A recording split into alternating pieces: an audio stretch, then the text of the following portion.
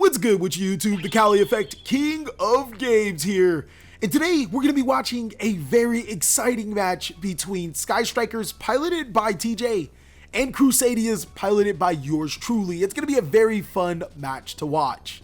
TJ is going to go ahead and go first since he won the dice roll, and he's going to start off with a very interesting set of cards that are going to propel him to his strategy. Normally when you do draw a great hand like he's about to show to us today, you're going to win.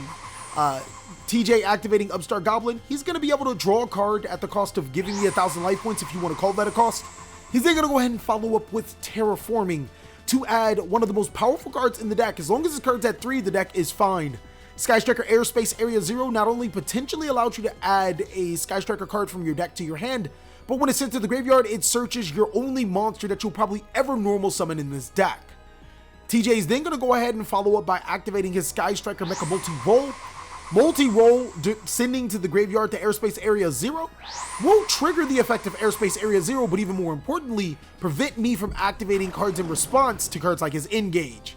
He's going to summon Sky Striker Ace Ray and then use it for a link summon to Sky Striker Ace Kana.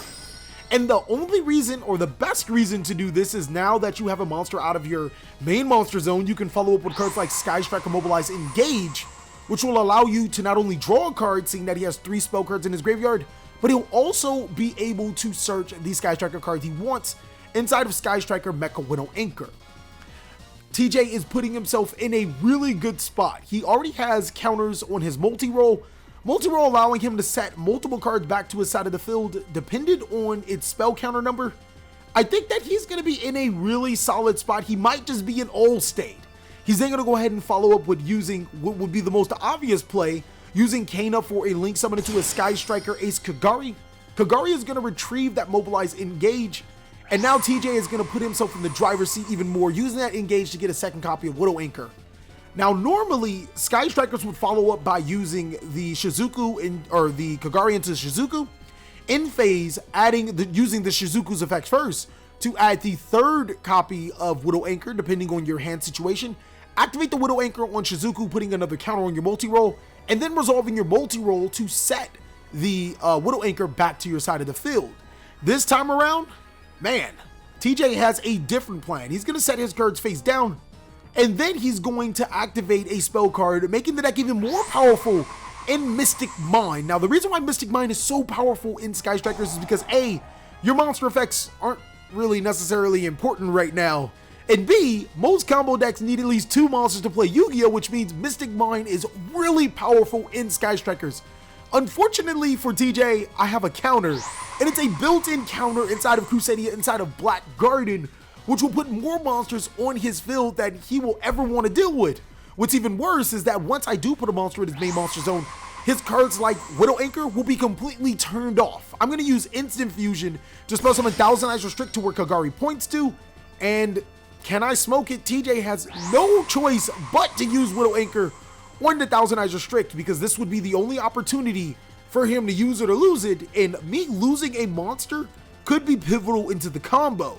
Losing Thousand Eyes Restrict might not seem like a, really bad thing, but if I didn't have multiple Crusadia monsters in my hand, I could have used it for a Link Creeble under a Magus, and then I would have been able to get the ball going.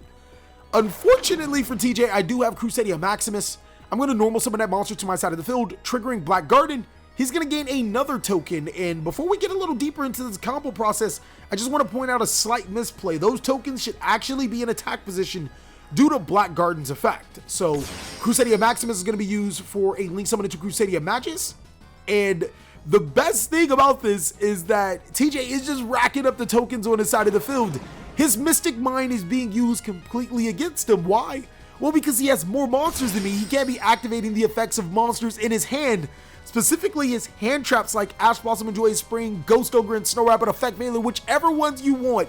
Mystic Mine has been used as a card against him in this bout, and any deck that's playing Mystic Mine might want to be wary of Black Garden and Crusadia. Is just one of the very few things, or very many things, that the strategy has to disrupt the opponent and OTK. So Magus Effect is going to add Crusadia Draco from my deck to my hand, and now both the Magus and the Arborea can be used for a link summon, which they will be, to make a Crusadia Regulex I don't think we're going to go Spatha right here, because Spatha, while it would be, I guess, decent to make the Guard Dragon combo, right now you're looking at OTKs. His face down cards are completely offline. Those Widow Anchors won't be able to activate because he has monsters in his main monster zone. And on top of that, like, it's the perfect time. I can make a very big Aquamax attack into every single one of his monsters, provided that I use Regulex's effect to search. And this could be game right here, right now, depending on what I have in my hand and what I decide to do. So yes, making that Crusadia Regulex is going to be the follow-up play. And then we already know I searched the Crusadia Draco, so that monster is going to follow under the Regulex. And that's going to allow me to trigger the Regulex's effect. The monster that I'm pretty sure I'm going to add is Maximus from my graveyard to my hand. I didn't use its effect to special summon itself, and it's pretty pivotal for being able to inflict double damage and win the game. So Regulex's effect is going to trigger. I'm going to go ahead and get Crusadia Revival from my deck to my hand. Revival will not only allow me to destroy Black Garden, you know, kind of mitigating me, you know, having all my monsters' effects negated or halved. It's going to be the critical piece for OTKing my opponent, allow me to attack every single one of my opponent's monsters. So ladies and gentlemen, if you guys want to see this insane Crusadia deck profile, let's see if we can get this video to 400 likes. That's right, ladies and gentlemen. I think that can be very possible. If the first 400 people watch this video and like it up, we are in a very good spot. We could even get it to you guys as soon as tomorrow. So, as you guys can see, I was going to use the Regulex and the Draco for a link summon into Maximus, but no, we're going to actually use Crusadia Revival first. That's going to stop my monsters from attacks from being halved due to Black Garden. And then we're going to use those monsters for a link summon into our Crusadia Aquamax. Now, again, those token monsters should be in attack position. Aquamax is going to be 2,500 attack. Leona's pointing to it. Maximus pointing to it. Inflicting piercing damage. Not that it really matters. It's just able to do all that. And Aquamax being able to attack every single one of those monsters is enough to win the game before Mystic Mind can be turned back on. That game was insane. Crusadia showing you that you don't necessarily need Guard Dragons to pop off. The deck can just outright OTK you, shut down your combos, and then keep pushing forward. So TJ is going to go ahead and start off again using Terraforming this time. He's going to be able to add his Sky Striker Airspace Area 0 from his deck to his hand. He's then going to follow up with Foolish Burial, or Foolish Burial Goods. I don't know why Foolish Burial is showing up, but it's supposed to be a Foolish Burial Goods. He's going to send a Metalfoes Fusion from his deck to his graveyard. Now he has 3 spell cards in his graveyard yet again, following up with the Sky Striker Mecha Multi rolls. He's going to use it on his Airspace Area 0. Now his spell cards can't be stopped. He's going to special summon Sky Striker Ace Ray. This is the bread and butter combo for Sky Strikers, just getting that Airspace Area Ray, which will follow with the Kana. If you have it engage in your hand, then whoa, you're in for more combos. As TJ is going to go ahead and activate it, draw a card, and search a Widow Anchor of his choice, or a Sky Striker card of his choice. This time around, it's going to be Widow Anchor. TJ opening up insanely well in both games. Anytime you can open up 2 spell cards, or you know, putting spell cards in your graveyard before you can commit to your Mobilize Engage, as well as the multi-roll slash Airspace Area 0 combo, you're in all state right now. Real good hands. And it looks like TJ is opening up even more insane as he's going to activate his second copy of Sky Striker Mobilize Engage. He's going to be able to add another Widow Anchor and draw a card. I'm telling you what drives this deck. This deck will always be good as long as 2 cards exist in multiples. Widow Anchor and Engage. I mean, obviously, multi-rolls is still really powerful too, but as long as those cards, all of those cards exist in multiples, the deck is still really, really good. He's then going to use his Metalfoes Fusion effect since he has enough spell cards in his graveyard. He's going to return it to the deck to draw a card, and I am in trouble. It just looks like a board that I might not be able to break. Now, people might be thinking, hey, why didn't TJ decide to go second? Crusadia aren't necessarily as strong going first. Well, I have something to tell you. Both builds, whether it's the Guard Dragon build, or a pure build, a Mech Knight build, or all 3 builds, every build of Crusadia has a good going first board that can potentially stop you from playing Yu-Gi-Oh! TJ not setting his cards face down. He's going to use the Kana for a link summon into a Sky Striker Ace Kagari. Ace Kagari get back his Mobilize Engage. And then he can follow up with Mobilize Engage's effect. That's going to allow him to add, I don't know, another Widow Anchor, a Shark Cannon. Doesn't matter. He's going to be able to add it from his deck to his hand and draw another card. The fact that he's adding another Widow Anchor makes me believe that he has the Mystic Mine again. So if you guys want to see this Sky Striker deck profile, it's on my Patreon right now for everyone to see, provided, or I'm sorry, not just for everyone to see, my apologies. And that will be my little treat from you guys. It doesn't matter if you're a Patreon or not. You'll be able to see this Sky Striker deck profile, just an updated version. TJ is going to follow up by using the Kagari into his Shizuku. In phase, Shizuku is going to add his Shark Cannon. I don't agree with this play because he could have added the Shark Cannon, set it to his side of the field, and then used the Shizuku / multi-roll play to get the other Widow Anchor to his side of the field. So I'm going to go ahead and start off my turn with a new card from the Dark Neostorm set. It actually does help Crusadias a lot. Crusadia Testament prevents your Crusadia monsters from being responded to, which could be really good depending on the situation. Cards like Ash Blossom and Joyous Spring, Ghost Ogre, and Snow Rabbit obviously need to respond to your card effects, and this card kind of prevents all that from happening. So I'm going to normal summon my Crusadia Maximus, using the Maximus for a immediate link summon right into my Crusadia Magus. And unfortunately, I can't, like, he can still respond to monster summons being successful. He's going to do so by using Sky Striker Widow Anchor immediately on my Magus before I can start popping off with his effect, not giving him an opportunity to do so. So cards like Widow Anchor, Forbidden Chalice, Infinite Impermanence, and whatnot can be used on your Crusadia cards. It's just cards that need to be responded to, like Ash Blossom and Joyous Spring or Ghost Ogre and Snow Rabbit Effect Veiler. Those cards are going to be, well, not necessarily Effect Veiler, but those cards are going to have a harder time dealing with you when you have Crusadia Testament. So I'm going to special summon Crusadia Leonis to my side of the field, and then I'm going to use Leonis and my Magus for a link summon. Right now, I'm trying to bait out his cards, hopefully trying to make a Crusadia Mekhanite Avram, and that card's actually a Terror, just another one of the great cards in the Dark Neostorm set that gives you a really good edge against the Sky Striker matchup.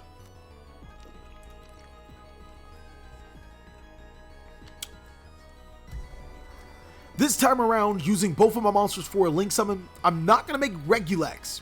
I'm actually going to go ahead and link summon a Crusadia Spatha. I have the Guard Dragon combo. We're going to try to pop off with that. And to be honest with you guys, I really don't like the Guard Dragon combo in here. It just makes the deck so much more fragile, more bricks to play. It just doesn't feel right. I'm going to special summon Black Dragon Calip Serpent to my side of the field, use the Calip Serpent for a link. I'm going to make Guard Dragon LP under the Shizuku so I don't have to use the Crusadia Spatha's effect. So it looks like on the effect of the Guard Dragon LP, TJ is going to respond with Sky Striker Widow Anchor. And now I'm, again, not in the greatest spot. It's not a good spot to be in. Now I have the Guard Dragon LP. I'm going to use the effect of my Black Dragon Calip Serpent. I'm locked in to only special summoning dragon monsters to my side of the field. But I could possibly still go off, depending on what I can bait. I can still make Crusadia Mekhanite Avram, which can put me in a really good situation.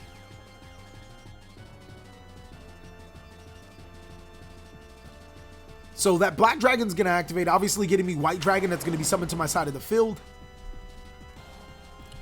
This time around, I could use the White Dragon Calip Serpent to make Pisty, but I mean, like, it's not a monster that I can summon from the graveyard to my side of the field with Pisty. I didn't get my Crusadia Draco, which means that if you're playing against the deck with multiple disruptions, like, it's just not a great spot. Using both of those monsters, I'm going to make a link summon into my Crusadia Argapane, and TJ is going to preemptively use his next copy of his Mecha Widow Anchor, his third copy, which kind of confused me. I mean, I did make it for bait, but it was like, I was expecting him to at least wait till I committed a monster to my side of the field, which I couldn't even do because I could only special summon dragon monsters to my side of the field.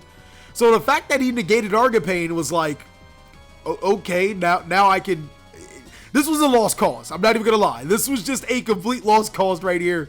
I'm just summoning monsters to try to flex. The only good thing that I do have is I actually hard drew the Red Eyes Darkness Metal Dragon, so I'm going to banish the Argapane to special summon the Red Eyes Darkness Metal Dragon and Rattle Darkness Metal Dragon can't even use its effect. Oh man. I don't have the Crusadia Draco in my graveyard. I don't have any dragon monsters to special summon. This is just not great. But you want to know what is great? This Imperium Duelist mat. At least we got that to talk about. And if you guys are liking what you see, Imperium Duelist makes some pretty cool mats. I actually have a special offer for you guys. If you check down below in the description of every single one of my videos, you can follow that link to the Imperium Duelist site. Use the code TheCaliEffect10 off to receive 10% off your entire purchase. It's a pretty decent, pretty decent site, pretty decent company. I like them. I like their mats. So thinking about my next combo, he does have the Ray in graveyard, so I'm a little bit hesitant to link off the Spesa and the, the Red Eyes. But I mean, I don't want him to special summon monsters to his side of the field. I'm going to link both of those monsters off for a Triple Burst Dragon. Triple Burst Dragon allowed me to attack over his Shizuku. But it looks like on declaration, TJ is going to use the Eagle Booster. He has enough spell cards to reduce my Triple Burst Dragon to 1500 attack. Not only can he not be destroyed by battle, he can't be destroyed by card effects, but now both of our monsters are the exact same attack. My Triple Burst Dragon is going to get destroyed because I attacked the monster with the same attack. So kudos to you, TJ. Not only did you play triple Widow Anchor, like, big brain plays, you also were able to have the luckiest card in the world to prevent me from, preventing you from popping off next turn. TJ following up with that Upstart Goblin yet again. How many times are you going to open Upstart Goblin or have an Upstart Goblin in a game? It's a one of, TJ. Gosh. Thinking about what he can do next. See, the most interesting thing about Sky Strikers is that they don't have Crystal Needle Fiber yet. So OTKing your opponent or, dealing a huge amount of damage isn't something that they're very good at. TJ could use his Shark Cannon to special summon Triple Burst Dragon to his side of the field, or the Red Eye Darkness Metal to my side of the field, and inflict a pretty decent amount of damage to my life points, but that's not necessarily enough for game. If he surges into a second Shark Cannon, he can special summon both the Red Eyes and what I believe the next strongest attack monster would be the Triple Burst. Then he can make the Shizuku. Depending on the amount of spells that he has in the graveyard, that could be enough for game, but actually no, that probably still isn't enough for game because he Upstart Goblin me, and now I have 9,000 life points. So, I mean, like 24 plus 24 plus 28 still isn't enough for game. I think that's 76 if I remember back in Teledad form. You need 28, 28, and 24 for game. So yeah, it looks like he won't be able to finish me off even at his strongest. So he's going to make Sky Striker Ace Hayate a questionable play, I will agree. I'm not trying to figure out what you would send with Hayate. And again, as Kagari is in the graveyard, it is limited to one, so oof, completely forgot about that too. So it's interesting for him to make Hayate. He's probably going to attack with it, or he did attack with it, to send a Sky Striker spell card from his deck to the graveyard. That's going to be interesting. He's going to send the Shark Cannon. He doesn't have a Kagari to recur it, so yeah, that's really all I can say. That's interesting that he didn't send a different card. I don't know what else to say. He can send anything. I think that the Shark Cannon is definitely a mistake. I'm not 100% sure. I don't think I would send anything, but Shark Cannon, at least in my mind, is definitely a mistake. The reason being why it's a mistake is that he can make Shizuku. Shizuku can search the Shark Cannon. He can activate it to special summon Red Eyes. And, no, I wouldn't activate it. Never mind. But he can search the Shark Cannon with Shizuku and just have it for a later play. It turns out he also had Sky Striker Mobilize Engage. So maybe he's trying to set up a way where he can set it to his side of the field with Mecha Module multi-roll. So I want to know what you guys think would have been a better play. And I do appreciate you guys' constructive criticism. Not just outright saying that a player is subpar on my channel. They always look to be better. Right now I'm at a loss for words. I don't think that with his hand he could have done anything different, but I definitely feel that there was a better play at hand, and we'd love to hear it. Constructive criticism is always appreciated on this channel.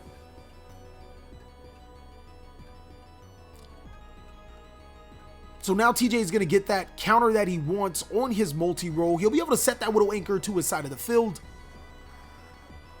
which again, I'm still lost, like why he sent the Shark Cannon. He's going to go ahead and use his Hayate for a Link Summon right into his Shizuku. And now Shizuku will be able to add a card that's not in his graveyard, which could have been the Shark Cannon. He has quite a few cards in his graveyard. I think he has almost every single Sky Striker card, except for like Mecha Armory base. He's going to add the Hornet Drones. Whoa. Okay, I definitely think adding the base would have been better.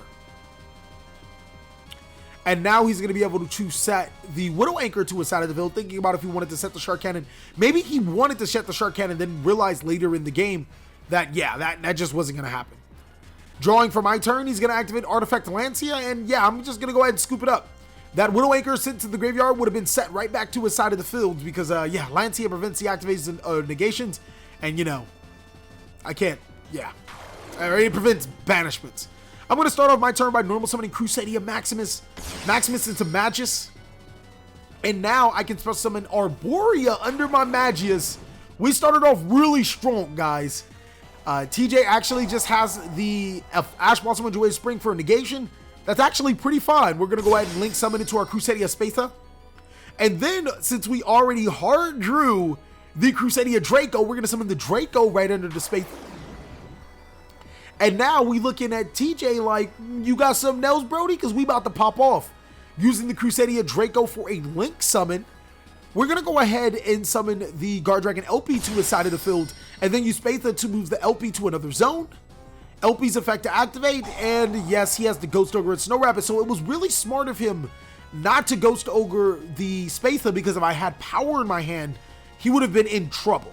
So I'm then going to go ahead and special summon the Crusadia Maximus back to my side of the field. Using Crusadia Maximus and the Spatha for a link summon, we're going to go ahead and make Triple Burst Dragon to our side of the field. And you guys are probably wondering, TheCaliEffect, what are you doing? Special summoning Crusadia Leonis to our side of the field using that monster for a link summon. We're going to make the Magus, and then both of those monsters for a link summon into a card that Sky Strikers are going to have a really hard time getting over. I'm going to make Mech Knight Crusadia Avramax. This card can't be targeted. It doesn't matter what TJ opens up with. This card just straight up can't be targeted. Like, his only hope is to make like a Borolo Dragon and like snatch it or something, but it can't be targeted. Cards like Afterburner target. His Jamming Wave doesn't target, but he needs to be able to destroy a spell or trap card to destroy this card. Widow Anchor targets. So making a monster that's this huge on the opening turns after he stopped my combos is just really good. TJ activating Airspace Area 0, using on his phase down card, mealing Reinforcement Army, Mystic Mine, and Terraforming. So nothing there. He's going to be able to keep his phase down card though, I guess. And now he's going to follow up with his Mecha, or his Sky Striker Mecha Hornet Drones. Hornet Drones into his Kagari. Kagari right into his Mobilize Engage, and now Engage will allow him to search a Sky Striker spell or trap card. That's going to be his Mecha Widow Anchor. So Anchor is not going to really do much right now, but I guess he's still trying to set up for some plays. He already has Kagari on the field. It doesn't really make sense to do anything else. So maybe I'm thinking, maybe actually probably should have set up for a third spell card. He can't necessarily destroy the Avramax because I have Arborea in the graveyard, so he needs to set up for that too. He's going to in-phase make Sky Striker a Shizuku. Shizuku's going to add a Sky Striker card not in his graveyard, probably multi-roll or another Widow Anchor. So yeah, he's going to add the Widow Anchor to his hand, and then he's going to go ahead and pass his turn right back to me. So this is where Dark Neostorm shows its hype. This set is really good. I'm going to declare an attack with Avramax. TJ is going to pass. I'm going to activate Crusadia Testament. Crusadia Testament has a nifty effect that if one of my Crusadia monsters destroys one of his monsters by battle, I can draw according to its link rating. So you guys just witnessed me draw 4 cards. Yes, Avramax not only put the pressure on TJ, it can't be targeted. I drew 4 cards off of Crusadia Testament, and now TJ is in a really, really bad spot. I have a pretty decent hand all over again, but I'm just going to go ahead and pass it right back to him. I've already entered my battle phase. I don't really need to do anything else. TJ looking for a way out. He's going to activate his Sky Striker Airspace Area 0 and then chain the effect of his Shark Cannon. This is where I feel that, well, this is actually a blatant misplay. With Shark Cannon, TJ should have banished Crusadia Arborea instead of the Triple Burst Dragon. That way I couldn't protect the Avermax.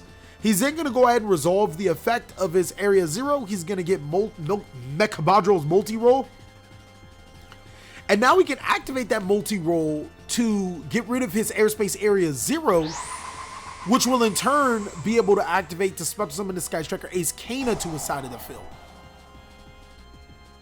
Or I'm sorry, Ace Ray. Why I say Kana? Ray is going to go to the graveyard. That's probably going to make Kana though, so I mean, I'm not that far off.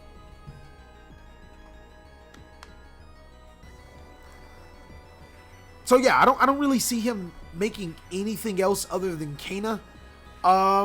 I do think, this is what I do think though. I think that he should have added Armory Base with the Engage and then sent it to the graveyard with his Airspace Area 0 to recur the you know, Kagari and Shizuku and I guess another card, but the Kagari would have been most important. So he can get another Engage back to his hand and still be able to pop off with his combos. So I do think that TJ could have played just a wee bit better by doing that. But nonetheless, it looks like he's going to be set up for, well, I mean, for failure because obviously, yeah.